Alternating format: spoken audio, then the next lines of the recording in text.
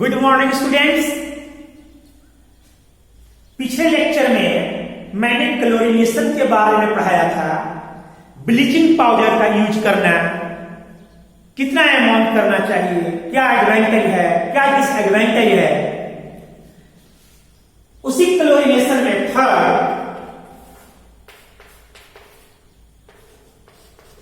As a क्लोरएमीन,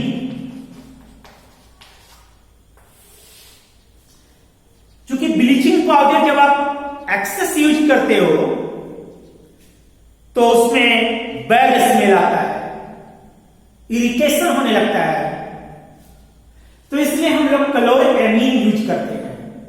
क्लोरएमीन chlorine और ammonia 2:1, chlorine और ammonia का जो रेशियो होगा एक 2:1 का होगा बाय वॉल्यूम। तो chloramine is prepared by the mixing of chlorine and ammonia in the ratio 2:1 by volume.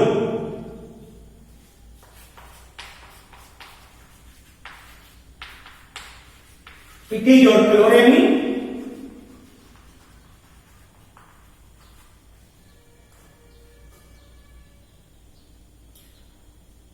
जब आप क्लोरएमीन को पानी में डालेंगे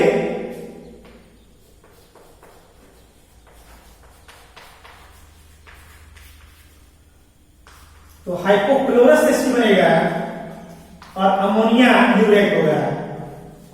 hypochlorous acid nascent oxygen release करेगा which is powerful oxidizing agent and kills all bacteria and viruses. चूंकि bleaching powder में bad smell आने लगता है, जब हम पानी में उसको ज्यादा डालते हैं तो उससे बैड ऑर्डर आता है, इरिटेशन होने लगता है। क्लोरएमीन अगर हम यूज करते हैं तो इससे कोई बैड स्मेल नहीं आता है, कोई इरिटेटिंग स्मेल नहीं आता है। यदि पानी में कोई इरिटेटिंग स्मेल आ भी रहा हो तो ये रिमूव कर देगा। That's why chloramine is better than bleaching powder. Chlorine is better herbicide than bleaching powder. Clear?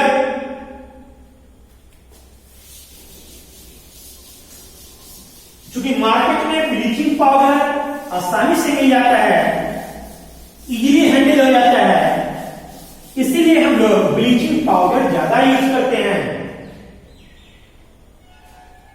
Now pre-chlorination and post-chlorination.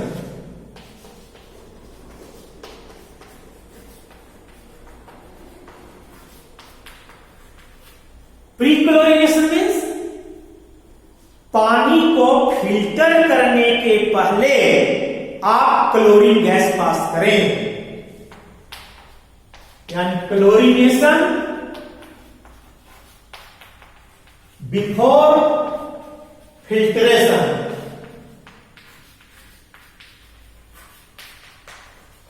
And post chlorination means chlorination after filtration.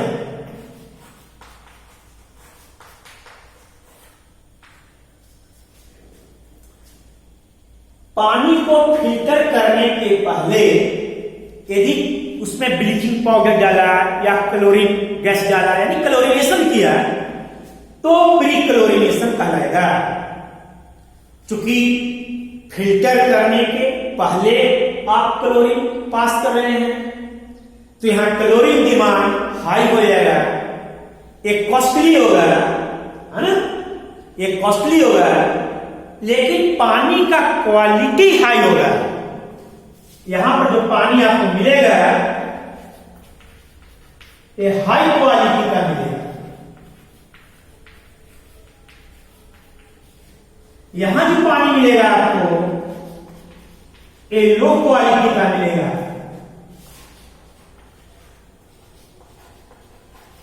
क्यों? क्योंकि यहां क्लोरीन डिमांड कम होगा, यहां क्लोरीन डिमांड आप ज्यादा होगा, क्योंकि आप फिल्ट्रेशन के पहले यूज कर रहे हो तो वहां माइक्रो ऑर्गेनिज्म वगैरह ज्यादा होगा। यहां फिल्ट्रेशन के बाद में यूज कर रहे हो तो वहां कम हो सकता है, लेकिन पानी की क्वालिटी इसमें ज्यादा होगी, इसका कॉस्ट हाई होगा, इसका कॉस्ट लो होगा।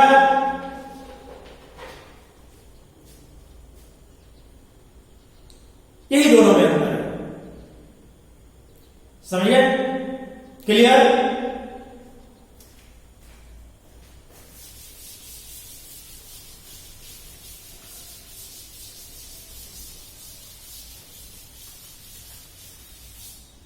नाउ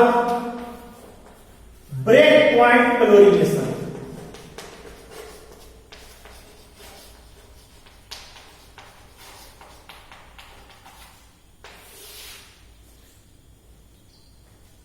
अगर आप क्लोरीनेशन को बड़े ही कंट्रोल में करते हो तो क्या होगा? सबसे पहले बैक्टीरिया, वायरस वगैरह किल होगा, रिड्यूसिंग मटेरियल सारे रिमूव होंगे। अगर पानी में अमोनिया वगैरह है वो भी ऑक्सीडाइज हो जाएगा। अंत में जो क्लोरीन आप पास कर रहे हो वो लेफ्ट बिहाइंड उसमें एज ए रेजिडुअल क्लोरीन की तरह रह जाएगा। तो उसी पॉइंट को हम ब्रेक पॉइंट क्लोरीनेशन कहते हैं। आई मीन टू से when chlorination is done carefully and in A controlled way, A point comes at which free residual chlorine begins appear after the complete destruction of organic matter, pathogens, etc. is called break point chlorination. इसे मैं graph से समझा दूं।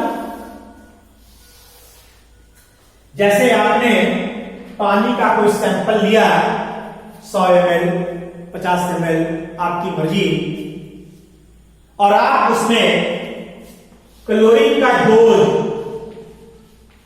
यानी applied chlorine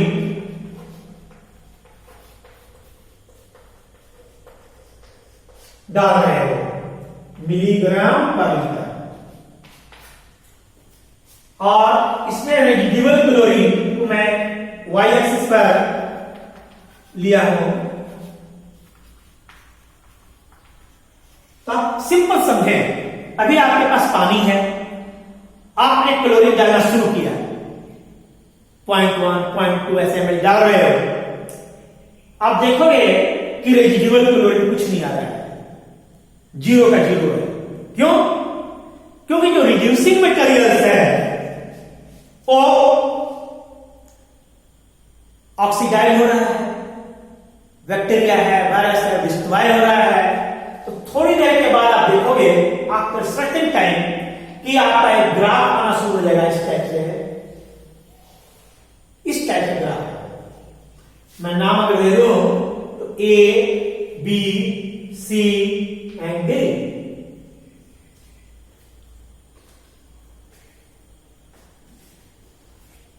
clear?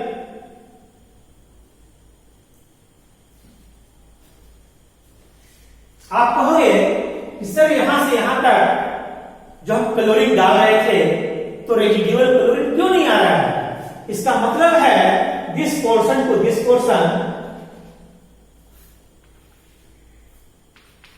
यहां पर oxidation हो रहा है, ऑक्सीडेशन ऑफ रिड्यूसिंग मटेरियल्स।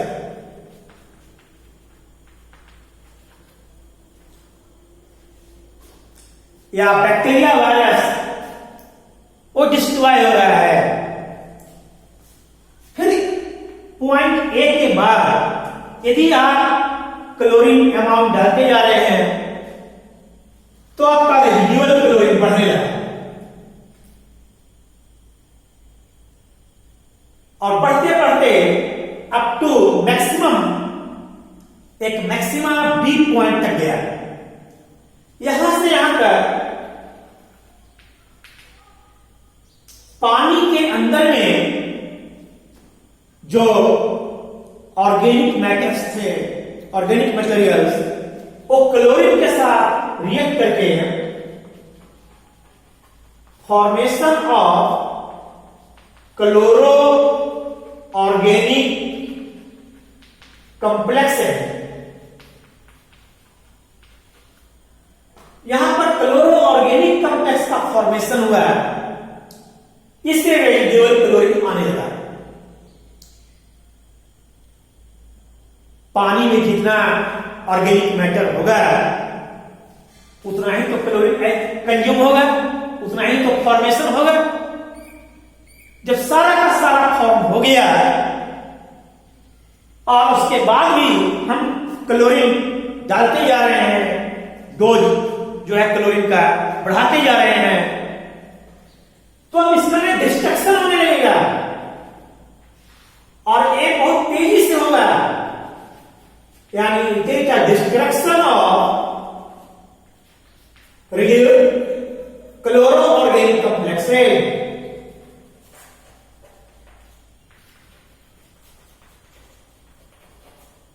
इसका रिडक्ट जो है डिस्ट्रक्शन होने लगेगा। जो आपका क्लोरो ऑर्गेनिक कॉम्प्लेक्स बना बी पॉइंट तक, जब आप इसके आगे क्लोरीन डालते गए तो ये बहुत तेजी से डिस्ट्रक्शन होने लगा और ये बहुत इसका ग्राफ का नेचर आपको बतला रहा है, स्लोप बतला रहा है कि अब फास्ट डिस्ट्रक्शन हो रहा है। Beyond the point minima that is C, जितना बना था सारा का सारा रिड्यूस हो गया। अब पानी प्योर हो गया, बैक्टीरिया वायरस के यहां हो गया, क्लोरो ऑर्गेनिक कॉम्प्लेक्स यहां बन गया, डिस्ट्रक्शन भी हो गया। अब इसके आगे अगर आप और डालोगे तो एक स्ट्रेट लाइन आपको मिलना शुरू हो जाता है इस टाइप से। ये जो पॉइंट है minima C, it is your break point chlorination, it is your break point. इसी को हम ब्रेक पॉइंट क्लोरीनेशन कहते हैं। और इससे थोड़ा भी ज्यादा यदि आप डाल दिया तो इसको हम सुपर क्लोरीनेशन कहते हैं।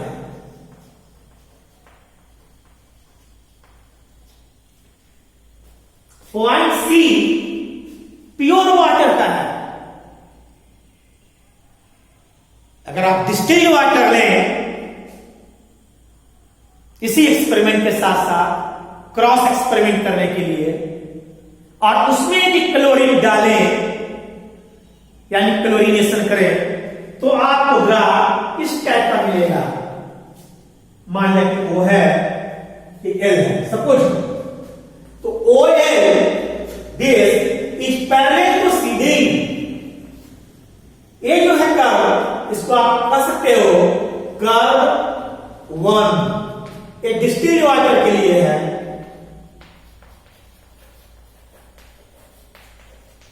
और एक कर्व 2 ये है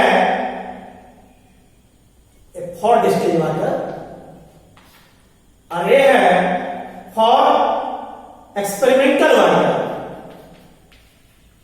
या सैंपल उसका है।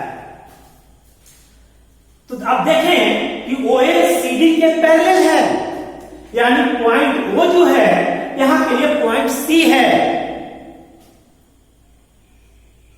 डिस्टिल्ड वाटर में कोई माइक्रो ऑर्गेनिज्म नहीं है, कोई ऑर्गेनिक कंपाउंड नहीं है। यहां पर भी पॉइंट सी जब आया तो यहां पर कोई माइक्रो ऑर्गेनिज्म नहीं है, कोई ऑर्गेनिक कंपाउंड नहीं है, तो पानी जस्ट डिस्टिल्ड वाटर की तरह बिहेव किया। और जैसे क्लोरीन डाला, सारा का सारा क्लोरीन एज रेजिडुअल क्लोरीन की तरह रह गया।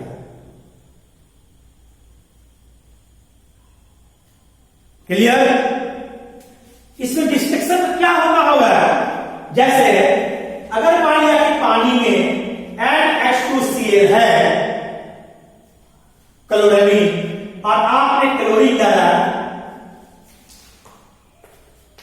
पानी में, तो इससे N2 बनेगा और N2O बनेगा और HCl बनेगा। क्लियर?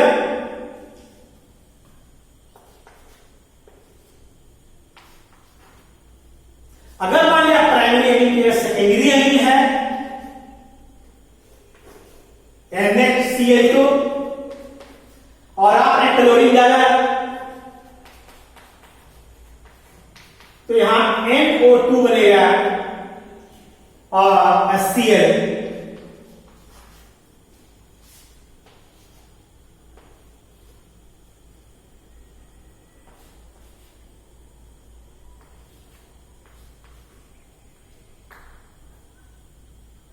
ठीक, तो ये बनेगा। अब एक इंजीनियर को ये जानना जरूरी है कि पानी में अगर हम क्लोरीनेशन कर रहे हैं तो ब्रेक पॉइंट कितने ml के बाद आता है। पहले आप जिस टंकी का पानी को आप सील कर रहे हो, बचा कर रखना है, आपको प्रिजर्व करना है, तो आप उसका एक सैंपल ले और उसमें अप्लाइड क्लोरीन का डोज डालकर रेजिडुअल क्लोरीन इसको देखें, ग्राफ प्लॉट करें, स्टडी करें और देखें कि ब्रेक पॉइंट कितने ml पर आता है। जितने ml पर आए उससे 0.1 ml 2 ml आप ज्यादा डालकर टंकी को सील कर दें। उससे क्या होगा कि आपका पानी प्रिजर्व रहेगा। आप साल 2 साल जब भी यूज करना चाहें, आप टंकी को खोलोगे, कवर हटाओगे, आपका पानी प्योर मिलेगा, उसमें कोई जर्म्स नहीं होगा, कोई माइक्रो ऑर्गेनिज्म डेवलप नहीं करेगा। इसका यही एक फायदा है। आप जब खोलें, पानी को स्टील कर दें, क्लोरीन को स्कैप होने दें थोड़ा, उसके बाद पानी को आप सप्लाई करें।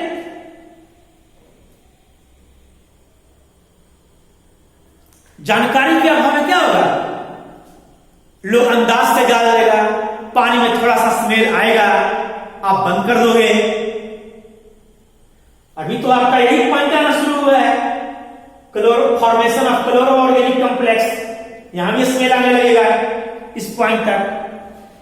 तो यहां से यहां तक का जो पॉइंट आप देख रहे हो ना, यहां तक ये आपका कंबाइंड क्लोरीन है। इसके आगे यहां से ये आपका फ्री क्लोरीन है। आपको फ्री क्लोरीन का इंतजार करना है। You have to wait free chlorine. ये कहां पर आ रहा है, तो इसके लिए आपको ब्रेक पॉइंट क्लोरीनेशन जानना जरूरी होगा। ये बहुत अच्छा डिसइंफेक्टेंट है, लॉन्ग लास्टिंग है। यदि आप ढंग से कैलकुलेटेड अमाउंट यूज करें तो आप देखेंगे कि पानी में कोई बैक्टीरिया वायरस नहीं आता है और लंबे टाइम तक के लिए सेफ्टी होता है। तो इसलिए एक इंजीनियर को ब्रेक पॉइंट क्लोरीनेशन जानना जरूरी होता है। क्लियर? Any problem?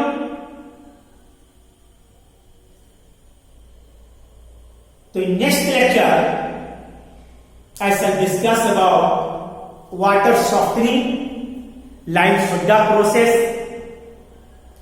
आप घर में इसे पढ़ के देखना। Okay, thank